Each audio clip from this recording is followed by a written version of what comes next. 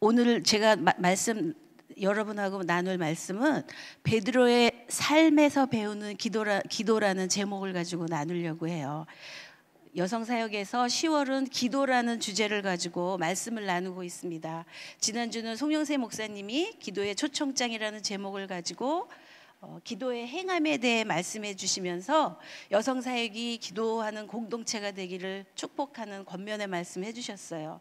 그래서 오늘은 제가 베드로의 삶에서 배우는 기도라는 제목을 가지고 베드로가 어둠에서 불러내어지고 그 다음에 기이한 빛에 들어가게 하셔서 어떻게 예수님의 증인된 삶을 사는지 살펴보면서 우리의 삶과 그 다음에 우리의 자녀와 그리고 우리가 영적으로 품은 우리의 이웃들을 위해서 무엇을 기도해야 되는지 살펴보려고 합니다. 잠시 기도하겠습니다. 좋으신 하나님 감사합니다. 아버지가 불러내어 주신 우리 귀한 딸들 여기에 있습니다. 살면서 어떤 쪽으로 방향을 틀어야 될지, 우리 자녀들을 위해서는 무엇을 기도해야 될지 앞이 캄캄할 때가 있었습니다. 베드로의 삶을 통해서 우리가 붙들어야 될 기도 제목이 뭔지 성령 하나님 우리의 딸들 한 분 한 분에게 성령님 오늘 임재하여 주십시오. 그래서 성령 안에서 하나님이 주시는 그 귀한 것들을 누리며 이 세상을 정복하며 다스리며 사는 하나님의 귀한 딸들이 되도록 성령님 우리에게 임하여 주십시오. 정중하게 성령님 오실 것을 요청합니다. 그렇게 하실 성령님을 찬양하며 우리를 위해 돌아가신 예수 그리스도의 이름으로 기도하였습니다. 아멘. 베드로전서는 주후 64년에서 66년에 쓰여진 편지입니다. 기록 목적은 로마 시대 네로 황제의 박해가 심화되었을 때 그 소아시아에 예수님을 믿는 유대인들이 많이 흩어져 살고 있었어요. 그런데 그 사람들에게 고난이 너무 심해지니까 고난에 넘어가지 말고 끝까지 믿음을 지켜서 승리할 것을 권면하려고 베드로가 쓴 편지입니다. 그래서 베드로전서는 크게 5달럭으로 되어 있어요. 그 당시에 편지글이 많이 성행했기 때문에 첫 번째 인사하는 글과 마지막 맺은말은 항상 들어가요. 그래서 바울이 쓴 서신서들에게도 인사글이 처음에 있고 끝에 맺은말이 있습니다. 그래서 베드로전서는 5달럭으로 되어 있는데 첫째는 인사말, 둘째는 성도의 구원에 대해서 강조하고 있어요. 어떻게 구원되었는지. 그리고 세 번째 단락에는 성도의 순종, 어떻게 순종해야 되고, 그래서 아내들이여 어떻게 살아라, 그 다음에 믿는 자들이 어떻게 살아라, 그래서 삶에 어떻게 살아야 되는지 믿는 자들의 순종에 대해서 넷째 단락에서 얘기해 주고 있고요. 셋째 단락에, 그 다음에 넷째 단락에는 고난 중에 성도가 취해야 할 올바른 자세에 대해서 설명해 주고 있어요. 그리고 다섯째 단락에는 맺은말로 그렇게 맺고 있습니다. 베드로가 이 편지를 쓴 시점에서는 베드로는 성령으로 아주 충만한 시기였어요. 예수님의 증인된 삶을 살기 시작한 지 30년쯤 된 시기였기 때문에 영적으로 하나님과 굉장히 친밀함을 누리고 그 증인된 삶을 사는 왕성한 영적인 활동을 하는 시기였습니다. 영적으로 아주 성숙해 있었고 신학적으로 통합성이 생긴 시기여서 다른 연약한 사람들을 신앙적 권면으로 많이 일으켜 세우는 시기이기도 합니다. 베드로는 시몬입니다.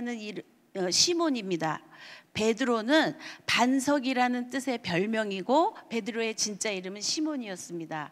다른 말로는 성경에 게바라고도 하고 있습니다. 베드로는 갈릴리 밧세다 어부들이 사는 동네에서 살고 있었습니다. 아버지도 어부였고 동생도 어부였고 고기 잡는 일을 하는 가족이었습니다. 예수님을 만났을 때는 이미 결혼을 한 상태였고요. 그다음에 제자들 중에는 예수님과 동갑이었다라는 기록이 있더라고요. 예수님과 동갑이었다고 되어 있습니다.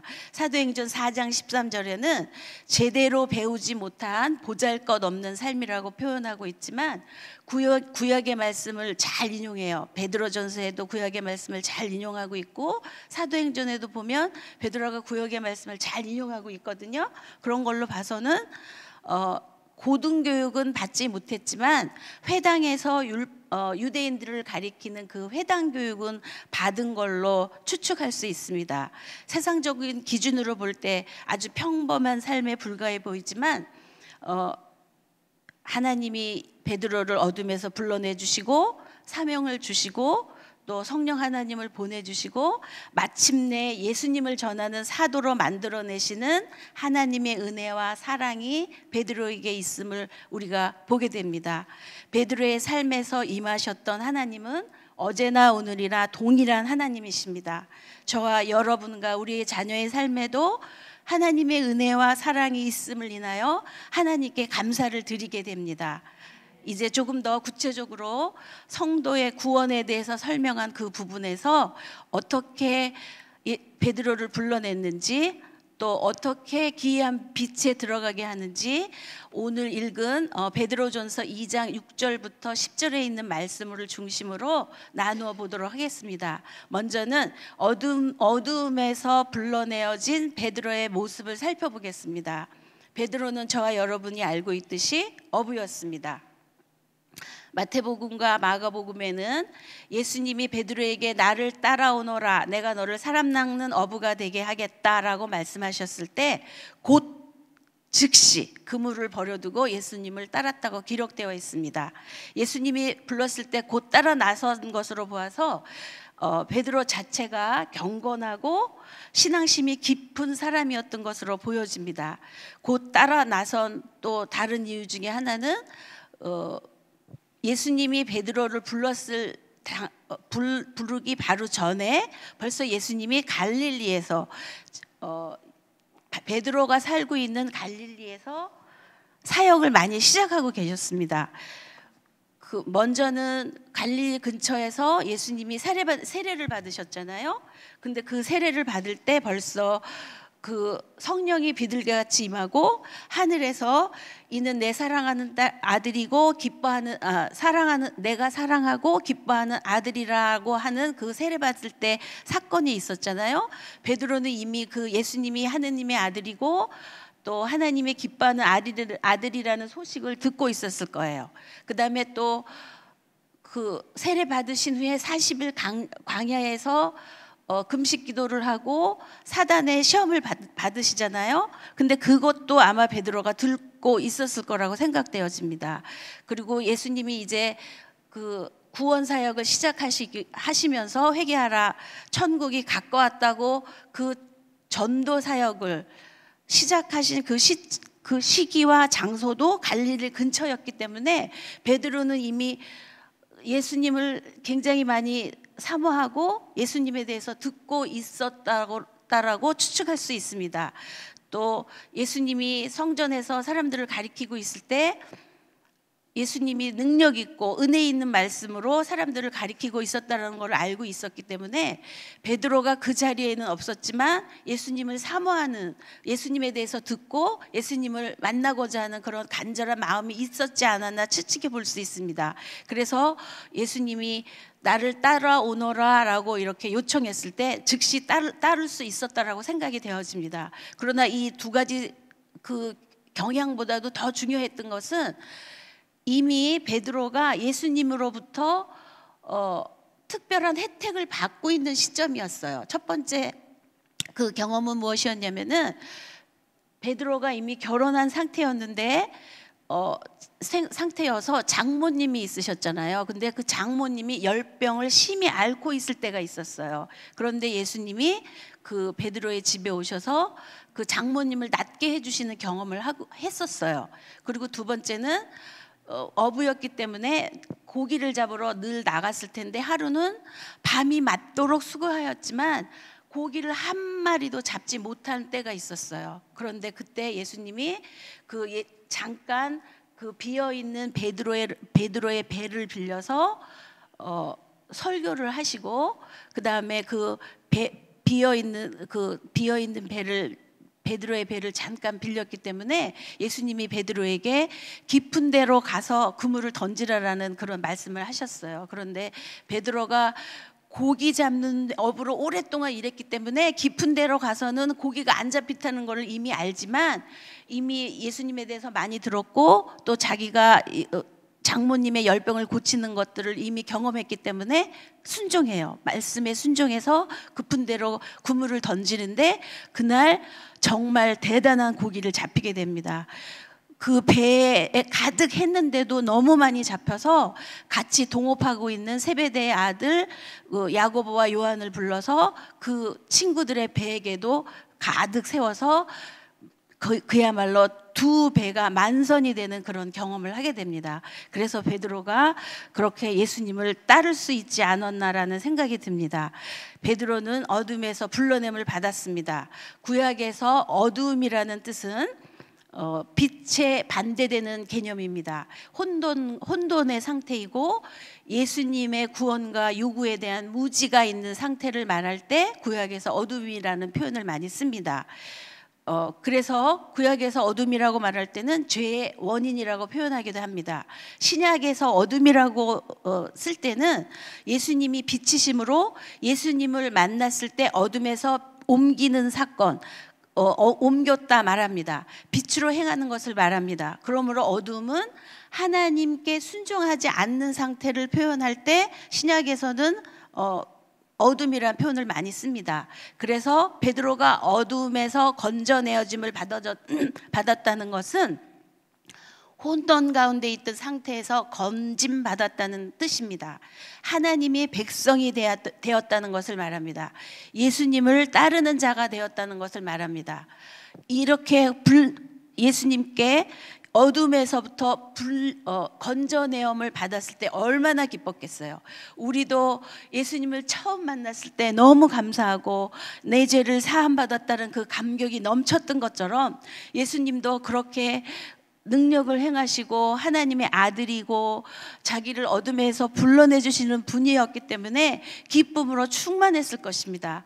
그리고 이제는 자기도 이제는 하나님의 백성이고 하나님의 궁유를 입는 자리에 있는 것이기 때문에 굉장히 기뻤을 것입니다.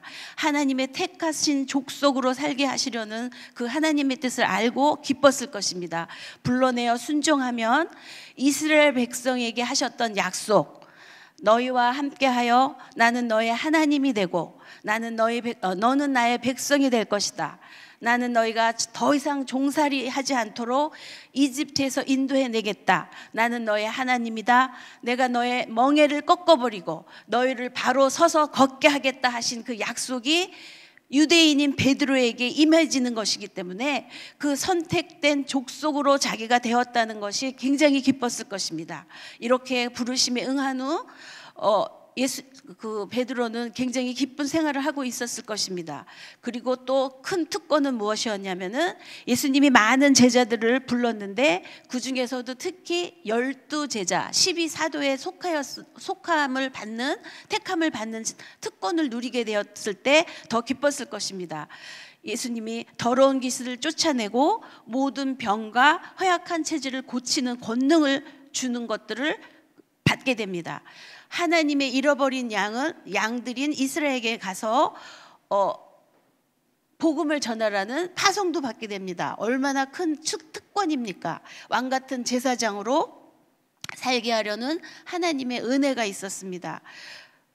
하나님의 백성들의 영적 리더인 왕 같은 제사장으로 살게 하시려는 베드로를 향한 하나님의 은혜가 계속 흘러가고 있는 것입니다. 예수님은 복음을 전파하시고 가르치시고 더러운 귀신을 쫓아내시고 계속적인 사역을 이루어지고 있지만, 그러나 파송받은 후 베드로가 사역을 하고 있었다라는 기록은 사복음서의 어느 곳에도 없습니다.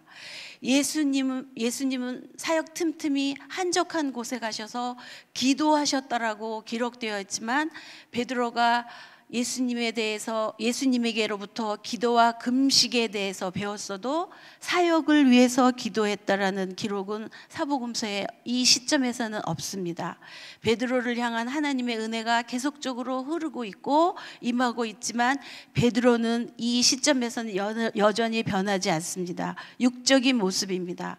우리와 자녀의 삶에도 아무 변화가 없을지라도 하나님은 여전히 은혜 베풀고 계시고 사랑하고 계시다는 것을 믿음의 눈으로 바라보시며 끝까지 자녀들을 향한 기도의 끈을 놓치지 않기를 바랍니다.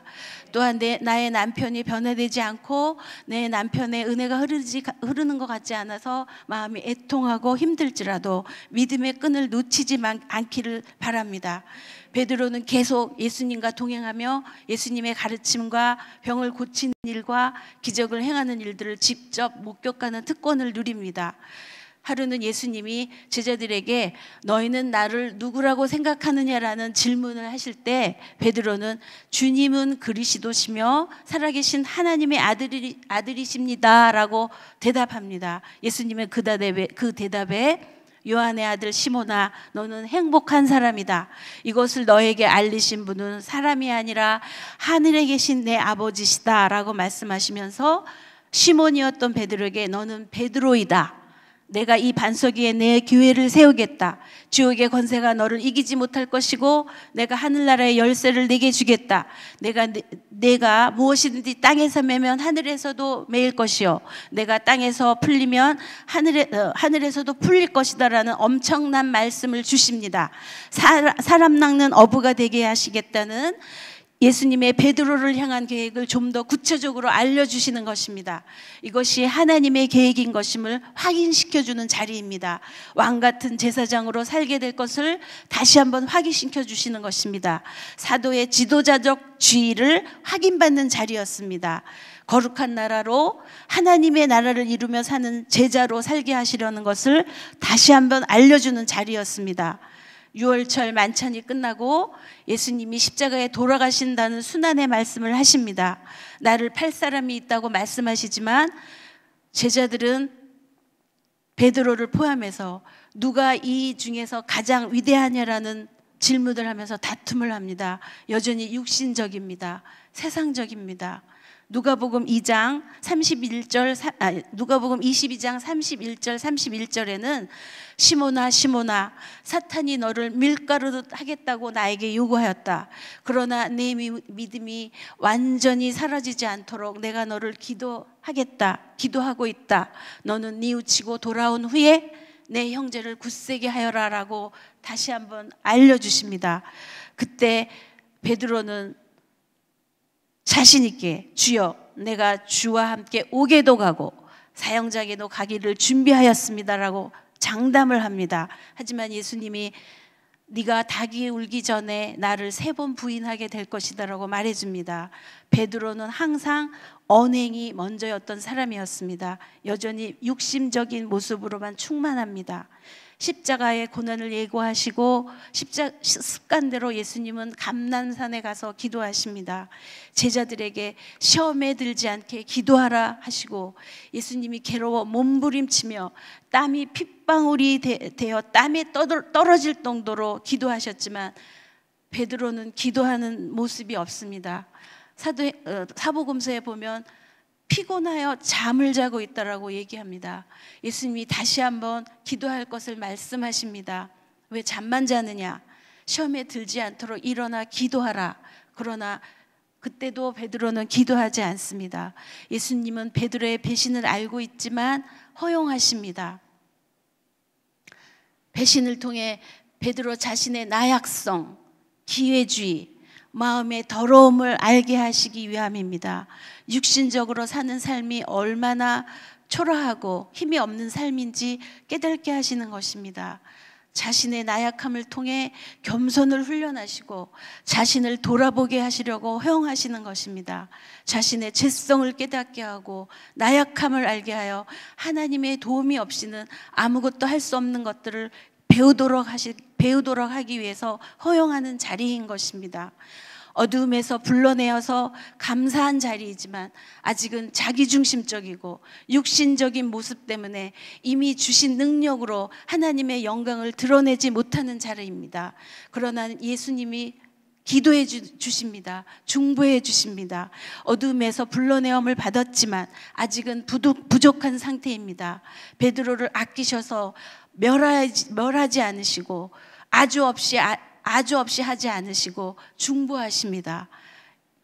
이제는 놀라운 빛에 들어가게 하여 하나님의 아름다움을 선전하는 베드로의 모습을 살펴보겠습니다.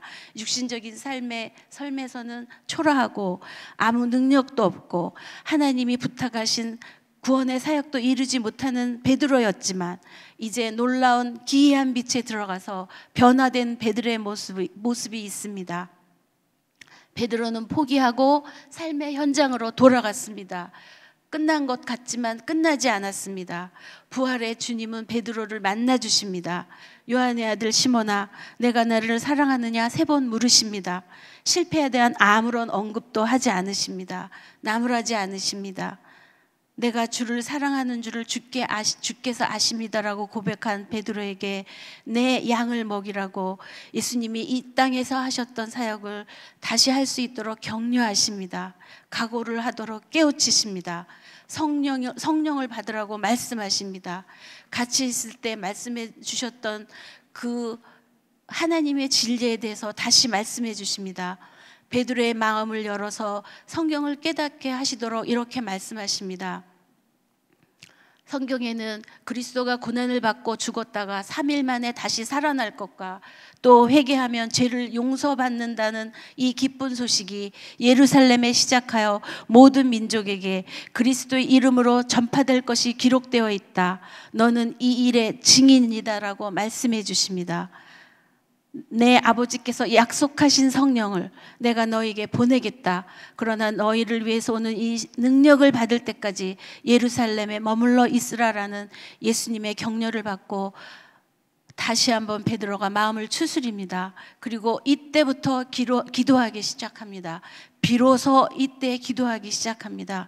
자기 힘으로 되지 않는다는 것을 철저히 깨닫고 능력이신 성령 하나님이 있어야 됨을 깨닫는 자리입니다.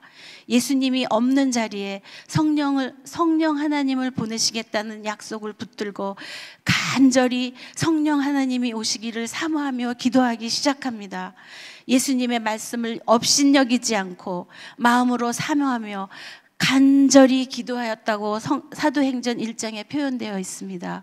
마침내 제자들과 베드로와 120명의 사람들이 모여서 오순절 때 기도하였을 때 성령 하나님이 임하시는 체험을 합니다.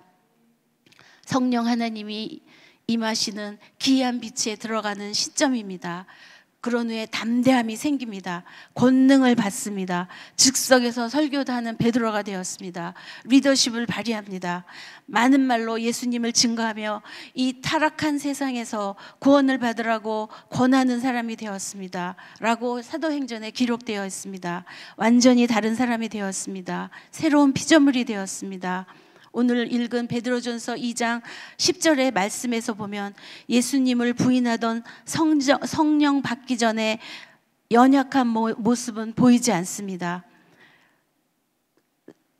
오늘 읽은 본문 말씀에 그 구약과 시편과 이사야를 근거로 하여 인용한 그 말씀에서도 보면 담대하게 예수님을 전합니다. 예수님을 믿는 삶은 부끄러움을 당하지 않는다. 믿는 우리에게는 그분이 가장 귀하시고 예수님을 믿는 자들은 승리가 있다. 그러나 예수님을 믿지 않는 자들은 예수님이 쓸모없는 돌에 불과한 것처럼 걸려 넘어지게 하는 돌과 바위일 뿐이다. 그들은 멸망이다라고 강하게 설명하고 있습니다. 하나님의 자녀들의 정체성에 대해서도 분명하게 설명해 줍니다. 오직 너희는 택하신 족속이요 왕같은 제사장들이요 거룩한 나라요 그의 소유된 백성이다라고 하나님의 자녀들의 정체성을 강하게 베드로 전서를 통해서 말씀하고 있습니다. 예수님을 전혀 모른다고 부인했던, 예수님이 십자가에 못 박기 전에 6월절에 그 저녁에 그 부인했던 젊은 날의 모습은 보이지 않습니다. 예수님으로 인해 어둠에서 불러내어짐을 여러분들은 받았나요? 우리의 정체성은, 우리의 자녀의 정체성은, 우리의 남편의 정체성은 택하신 족속입니다. 왕같은 제사장들입니다. 거룩한 나라입니다. 하나님의 소유된 백성입니다. 그것을 잊지 마시고 우리 자녀들을 믿음의 눈으로 바라보시고, 베드로가 육신적인 모습에 있었을 때 우리의 아이들이 그 육신적인 모습에 있던 그 모습을 바라보지 마십시오.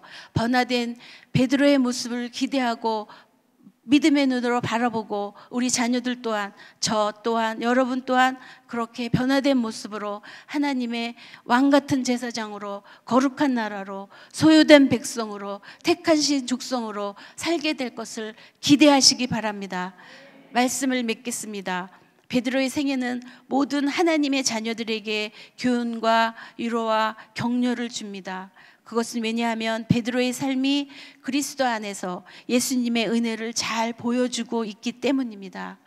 베드로처럼 밤이 맞도록 수고하였지만 얻은 것이 없다면 우리는 예수님이 필요한 때입니다. 하나님의 말씀을 따라야 할 때입니다. 예수님 곧 생명 되신 말씀을 먹어야 할 때입니다. 예수님이 길이고 진리고 생명이십니다. 예수님을 부인하고 이 세상의 것들 쫓느라고 실패하고 연약한 때입니까? 예수님이 지신 십자가에 나의 연약하고 육신적인 것들을 가져가야 할 때입니다. 내가 자꾸 넘어지는 것이 무엇입니까? 이기심입니까? 자기 중심적인 것입니까? 불신앙입니까? 낡은 사고방식입니까? 무엇입니까? 예수님을 그런 나약성과 육신적인 모습을 십자가에 못 박아야 합니다. 베드로처럼 십자가에 못 박고 부활하신 예수님을 만나야 합니다. 우리가 혹시 또 예수님을 지식적으로 만나고 있지는 않습니까?